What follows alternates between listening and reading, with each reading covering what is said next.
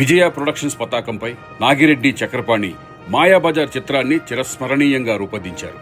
దర్శకుడు కెవి రెడ్డి మాయాబజార్ చిత్రాన్ని అపూర్వంగా, అనూహ్యంగా, అనితర సాధ్యంగా తెలుగు తెరపై ఓ సెల్యులాయిడ్ కావ్యంలా మలిచారు.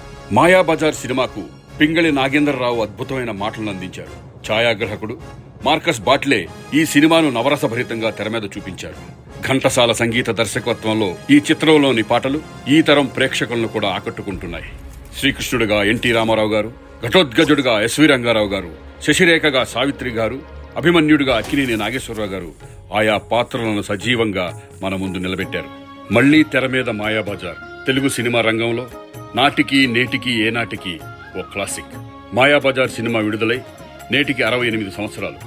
ఎన్టీ రామారావు గారు, అక్కినేని నాగేశ్వరరావు గారు, ఎస్వి రంగారావు గారు, సావిత్రి గారు, ఎంతో మంది గొప్ప నటీనటులు నటించిన గొప్ప పౌరాణిక చిత్రం మాయాబజార్. 27 మార్చి 1957లో ఆంధ్రదేశంలో విడుదలై సంచలన విజయం సాధించిన ఈ మాయాబజార్ చిత్రాన్ని మళ్లీ మన తెలుగు ప్రేక్షకుల కోసం స్వర్గీయ ఎన్టీ రామారావు గారి వీరాభిమానే కాదు, మహాభక్తుడు అయిన బలుసు రామారావు గారు ఈ నెల 28న విడుదల చేయడానికి సన్నాహాలు చేస్తున్నారు.